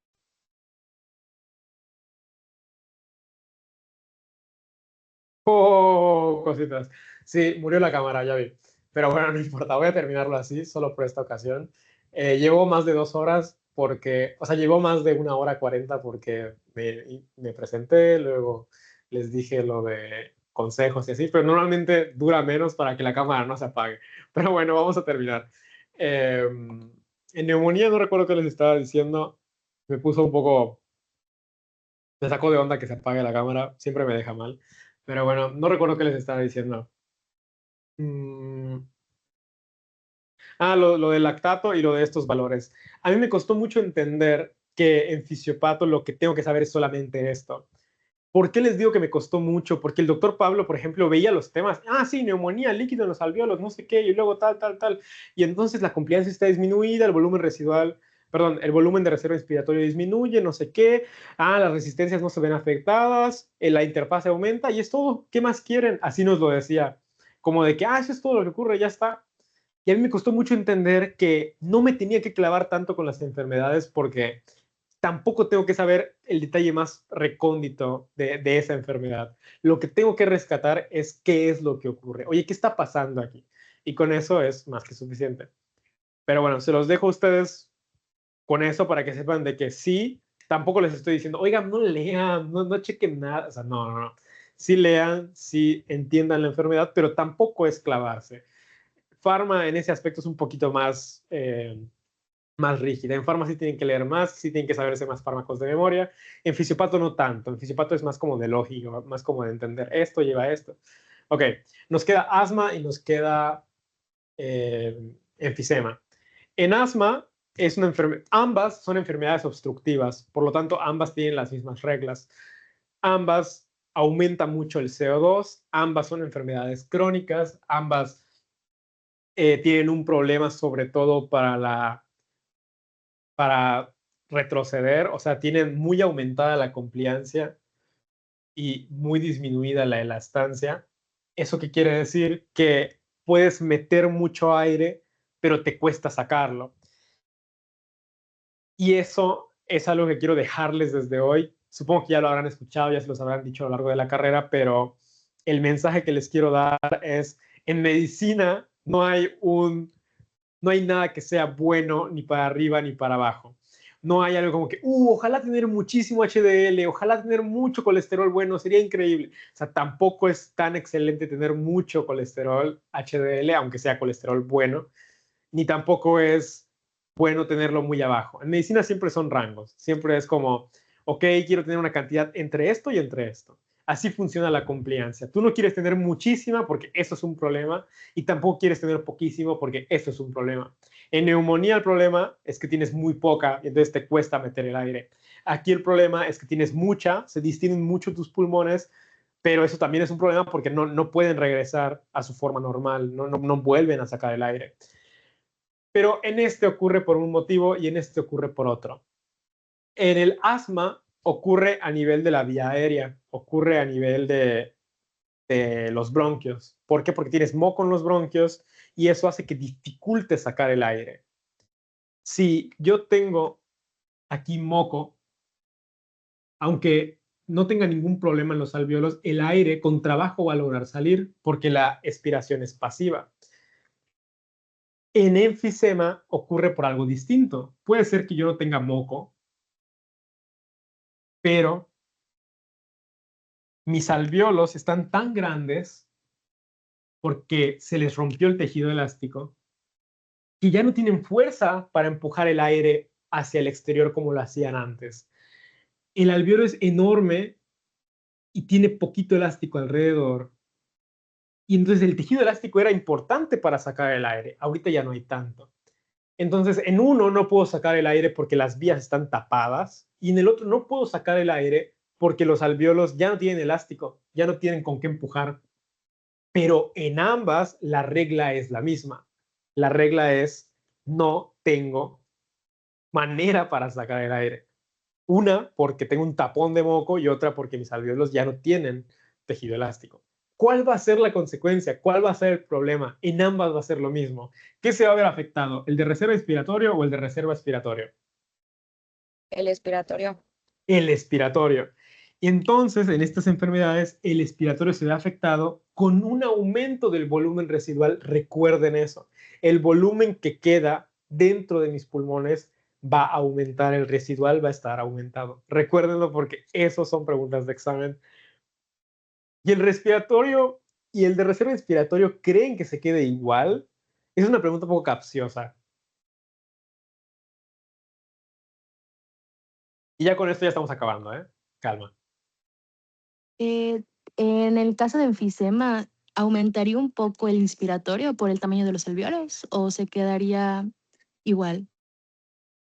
En realidad disminuye un poco. ¿Por qué disminuye un poco?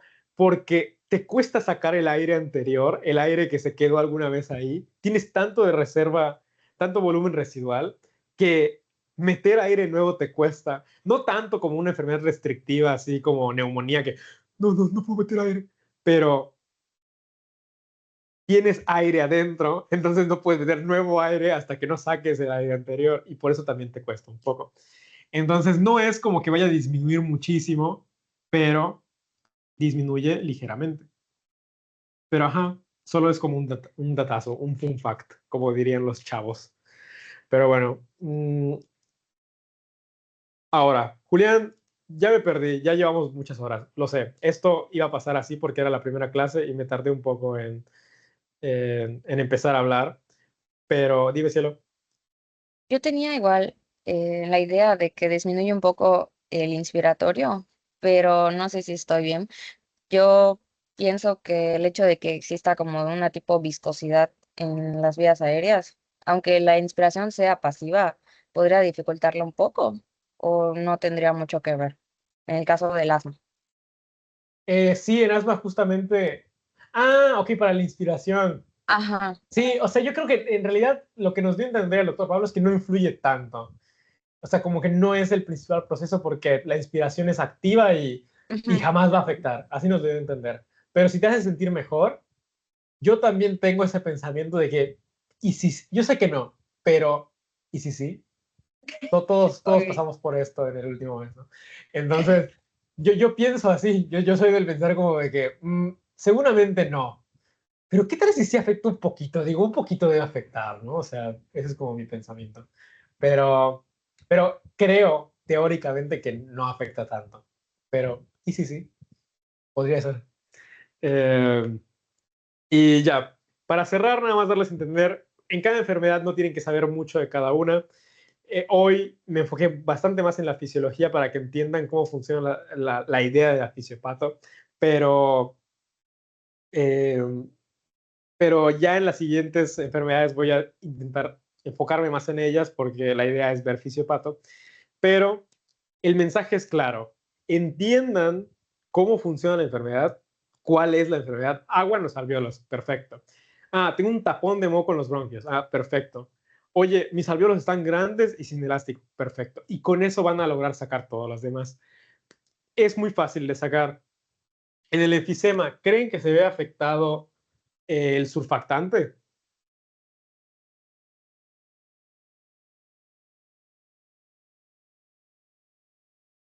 Así con lo que ustedes creen. Podría ser que sí. Pues muy poquito en realidad. O sea, el enfisema ocurre cuando alguien fuma. Entonces, por el tabaco, pues sí se va a ver afectado, pero por el enfisema, por la enfermedad ya como tal, pues podría ser que no tanto, a lo mejor y ni se afecta. La difusión de gases, ¿creen que se afecte? Sí, ¿Por qué?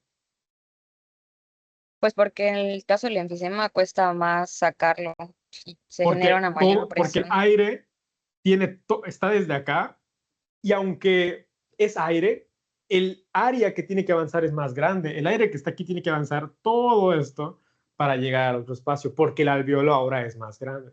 Entonces así es como se va haciendo este juego. Te pones a pensar, oye, ¿será que se ve afectado esto? ¿Será que se ve afectado lo otro? Y ya, no quiero enfocarme mucho en esas cosas porque ya están cansados. Si surgen dudas de estos temas o si revisan o algo, eh, lo podemos revisar en la sesión de mañana, pero les voy a comentar dos cosas más y ya con eso termino. Una, en las enfermedades crónicas, como lo es asma y como lo es enfisema, esto sí se ve alterado. El centro inspiratorio y el centro expiratorio se ve alterado. ¿Por qué? Porque en asma y en enfisema se acostumbra el cuerpo a estar a un CO2 alto. ¿Ok? Como en asma y en enfisema lo que cuesta es sacar el CO2, el cuerpo se acostumbra a tener un CO2 moderado, de tal manera que ya no es tan sensible al CO2. ¿A qué me refiero? El CO2 de 40 a una persona normal como tú y yo, ya estaríamos así como de que, oye, saca ese CO2 ya. Una persona con asma o con enfisema puede tener 40 y a lo mejor y no va a estar así porque su cuerpo ya se adaptó, su cuerpo ya hizo homeorexis, ya está adaptado a esa enfermedad y es algo que tienen que conocer en las enfermedades crónicas. Enfermedad crónica significa que se adapta, ¿ok? el cuerpo va a buscar la manera para adaptarse a esa cronicidad. Entonces, ténganlo en cuenta nada más, ténganlo por ahí en cuenta. Insisto, si surgen dudas, mañana las podemos comentar. No porque me tenga que ir, sino porque siento que ya estoy rebasando su límite de... Además son vacaciones, digo, esto era nada más para que nos presentemos, me conozcan, jajaja, pero pues digo, si alguien quiere preguntar más cosas y quedarse hasta el final, adelante. Pero dime, Axel, creo que ibas a preguntar algo. Sí, solo quería preguntar sobre, vamos a aprender también sobre algunos síntomas como que muy característicos de cada enfermedad, como por ejemplo Sí. el tórax en forma de barril o la Sí, en aspiración. la clase de hoy no me dio tanto chance porque quería que se entienda la dinámica del oficio, pero en las demás adelante sí. De hecho, en mi canal ya tengo subidos, es que normalmente solo las grabo y ya, así de que en mi canal, jaja, hola chicos, y ya. Pero ya tengo subidas algunas por si quieren ver algo, lo que ustedes quieran. Y ahí sí suelo hablar de los signos y síntomas característicos de las enfermedades. Y esto que acabas de decir del tórax en barril o tórax en tonel es característico de enfisema y de enfermedades obstructivas. Pero sí. Pero no le suelen pedir diagnóstico, ¿eh? O sea, no le suelen decir, hay un paciente que tiene tórax en barril, tiene dificultad para respirar y tiene un consumo de tabaco elevado. ¿Qué enfermedad tiene? No suelen hacer eso, porque la materia no es de diagnóstico, es de fisiopato nada más. Pero bueno, dime, Cielo. En el caso del enfisema, podríamos decir aquí que la aspiración ya es activa cuando se fuerza, o sea, cuando es forzada. Porque había leído algo así hace tiempo, Sí, pero pero es que no estoy seguro si realmente se vuelve activa porque como se adaptan a vivir así, ya no o sea, en una enfisema ya. descompensada, sí expiran así, o se Ujú. acostumbran, pero en una enfisema adaptada, no, porque como que se adaptaron, Ah, ok. pero en una descompensada sí. Ah, Dime, Gretel. Yo solo, ya para terminar, ya para no confundirte, pues tengo dudas o más o menos cómo le hiciste o algún consejo que nos quieras brindar para pues estas materias, porque bueno, me pasó que al menos cuando logré entrar a 2, 3 clases de semio pues yo hacía preguntas relacionadas con fisio y obviamente yo decía como, o sea, ¿será que tiene que ver? Me pasó con esto de los volúmenes, así como estaban platicando de los sonidos, que no sé qué, que esto, que lo otro, y yo pensaba en fisio, ¿no? Así de que, a ver, bueno, acabo de ver hoy volúmenes, entonces, se afecta este volumen, que no sé qué, que por ahí, que por allá, y algo que me dijo, pues, el doctor Voy a fue parar la que, grabación, porque, sí, o sí. sea, porque si no tardo un montón en transcribir.